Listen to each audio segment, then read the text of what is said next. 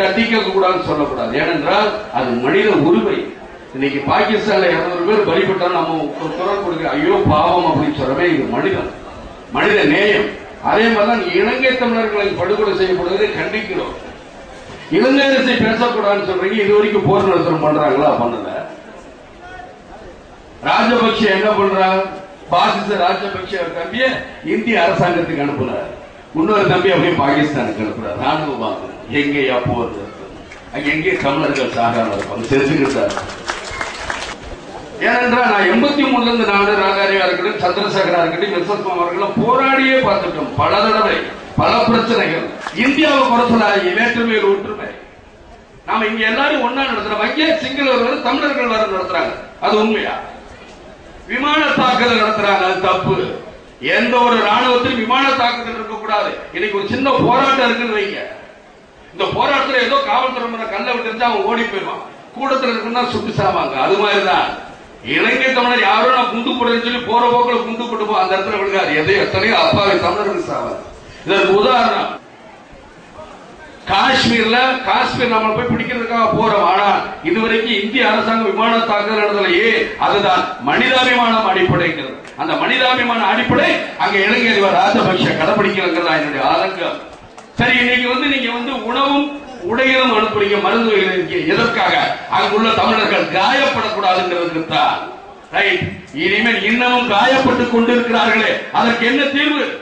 சரி, இதற்கு என்ன ஒரு தீர்வு? போராட்டம் பண்ணிட்டோம். கலைஞர் 1958 இருந்து நான் என்ன போராட்டம் பண்ணி லிஸ்ட் போடுறேன். உண்மையிலே உழைச்சிக்கிட்டு இருக்கிறவர் ஐயா நெடுமாறன் ஐயா அவர்கள் தமிழர் பேரவைக்காக உழைச்சிக்கிட்டு இருக்காரு. அவரை நான் சந்தோஷமா வாழ்த்துறேன். அவரும் எவ்வளவு போராட்டங்களை பண்ணினார். அதோட விளைவு என்ன? 2 கோடி தமிழர்கள் இலங்கையில் இருக்கிறவங்க இன்னைக்கு 30 லட்சம் தமிழர்கள் இருக்காங்க. செத்து மடிஞ்சுக்கிட்டே இருக்கிறாங்க. இன்னைக்கு நீங்க பாத்தீங்கன்னா ஒரு குஜராத்கார அடிப்படல, ஒரு மலையாளி அடிப்படல, ஒரு ஆந்திராக்கார அடிப்படல, எங்கேயும் தமிழன் பூரா உலகத்தில் இருக்க எல்லா நாடுகளும் இருக்கிறான். ஆனா தமிழன் பூரா என்ன நினைப்பா? உலகத்தில் எல்லா நாடும் இருக்கும். நம்மளுக்கு புகலிடம் இருந்தா நம்மளுடைய வீடு எது? தமிழ்நாடு. இந்த தமிழ்நாடு மக்கள் என்னைக்கா நம்ம பார்த்து பொருள் கொடுக்க மாட்டாங்க, ஏங்கிட்டு இருக்கிறாங்க. அந்த ஏக்கத்துக்கு நீங்க திருப்பி சொன்னீங்க, சொல்ல மாட்டேங்கிறீங்க. இன்னைக்கு நியாயமா பார்த்தா ஒரு சண்டைன்னு போட்டா கத்தி இருக்கு. அந்த கத்திங்கிறது யார் என்றால் சிங்கள ராணுவம் தான் கத்தி வச்சிருக்கு. அதை தடுப்பதற்கு எடுத்திருக்க கேடயம் தான் விடுதலை புலிகள். யார் முதல்ல கீழே போடணும்? கேடயத்தை கீழே போடணுமா, கத்தியை கீழே போடணுமா? நீங்களே சொல்லுங்க மக்களே. கத்தியை கீழே போட்டா கேடயத்தை வச்சு என்ன பண்ண போறான்? கேடயத்தை கீழே போட்டு போறான். ஆனா இவனுக்கு கேடயம் வச்சிருக்க, நீ முதல்ல வந்து கீழே போனா கத்தி வச்சிருக்க சும்மா இருப்பான். இதைத்தான் சொல்றேன், வேண்டாம் தடுக்க. ஆக நீங்க 2 பேரும் சொல்லி கேட்கல. இப்ப நீங்க சொல்றீங்க இந்தியா சொல்லி கேட்கலாம். யார் தலையிடணும்? ஐநா சபை தலையிடணும். அதுதான் போன தடவை அறிக்கை சொன்னேன். ஐநா சபை தலையிடணும். உலக தமிழர்களுக்கெல்லாம் ஒரு வேண்டுகோள் விடுக்குது. நீங்க தந்தி கொடுங்க, SMS கொடுங்க, ஃபேக்ஸ் கொடுங்க. யாருக்கு? ஒபாமாவுக்கும் ஐநா சபையில் இருக்கிற அதிகாரிகளுக்கும் கொடுங்க. தயவு செய்து 1 கோடிக்கு மேல ஃபேக்ஸ் போச்சுன்னா நிச்சயமா என்ன எழுதுங்க, SMS நம்ம இனம் அழியக்கூடாது, தமிழினம் அழியக்கூடாது. உடனடியாக போரை நிறுத்துங்கள் சொல்லுங்க. இலங்கைக்காக கூட்டம் நல்லா புரிஞ்சு. யாரு? மு.க. ஸ்டாலின் தலைமையில யாரு போறா? ஜி.கே. வாசன் போற, அன்பழகன், தங்கபால் போற. என்னையா காங்கிரஸ் கட்சிக்கார திமுக சேர்ந்து போற. யாரை எதிர்த்து? இங்க திமுக ஆட்சி, காங்கிரஸ் ஆட்சி. யாரை எதிர்த்தியா போறீங்க? யாருக்கிட்ட காது குத்துறீங்க? அப்ப மக்களை ஏமாத்துறீங்களா? யாரை எதிர்த்து இந்த போராட்டம்? தேசிய முற்போக்கு திராவிட கழகம் தமிழ் மக்களுக்காகவும் உலக தமிழருக்காக தான் இருக்குங்கிறத மட்டும் யாரும் மறந்துடாதீங்க. வெற்றி வீரனே, வீர தமிழனே, எங்க கேப்டனே வருகவே. ஏழை துயர் துடைக்க இளைஞர் படையிருக்க நாளை நல்லாட்சி தருகவே. வெற்றி வீரனே, வீர தமிழனே, எங்க கேப்டனே வருகவே. ஏழை துயர் துடைக்க இளைஞர் படையிருக்க நாளை நல்லாட்சி தருகவே. அள்ளி தந்த கருணை வள்ளல், ஆளத் தெரிந்த புரட்சி செம்மல், நாளை ஆட்சி உனது கைகளிலே. புத்தம் தமிழும் நாட்டிலே யுத்த மரணம் நிகழ்கிறது. ஈழத் தமிழால் இன்னலை தீர்க்க உலக தமிழர்களே ஒன்று சேருங்கள்.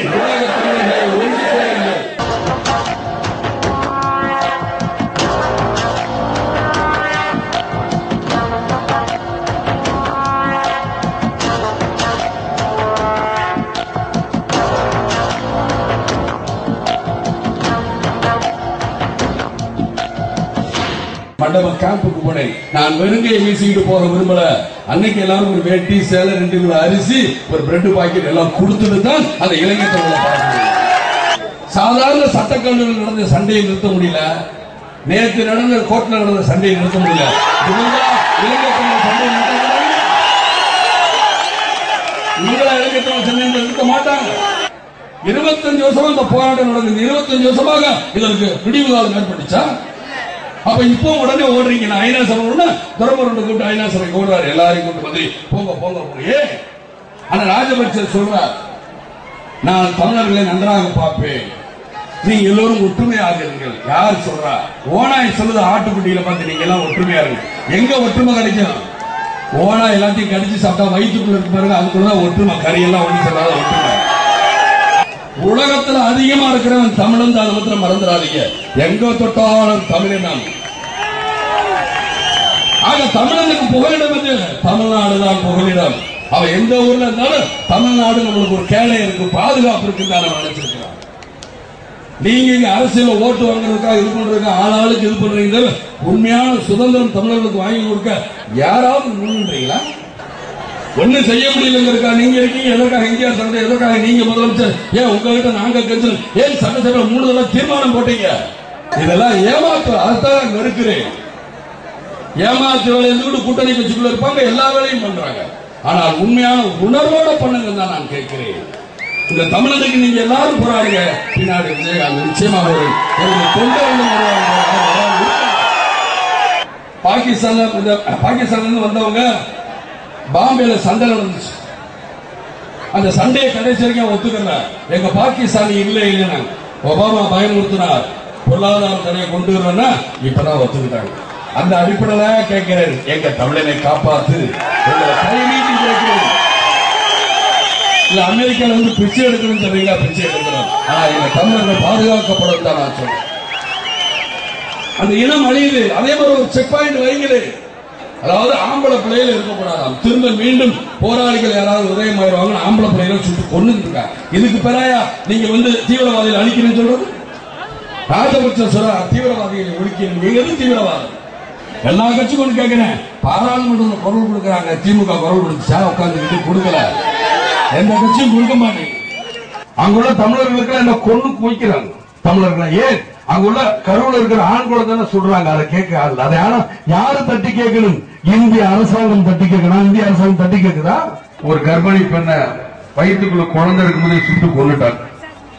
ஏனென்றால் இலங்கையில வந்து ஆண் வர்க்கமே இருக்கக்கூடாதுன்னு நினைச்சு கொள்றாங்க. அந்த இந்திய அரசாங்கத்தை உருவாக்குறது யார்? நீங்க தான் மக்களை. நீங்க தான் எம்பி. டெல்லி தேர்தல் பாராளுமன்ற எம்பிக்கு ஓட்டு போறீங்க. பாவம் போயிட்டு போற அவங்க தானே. இங்க என்ன பண்ண போறாங்க? நம்ம அவங்களுக்கே குத்துவோம். குத்திராதீங்க, உங்க தலையெழுத்து மாறிடும்.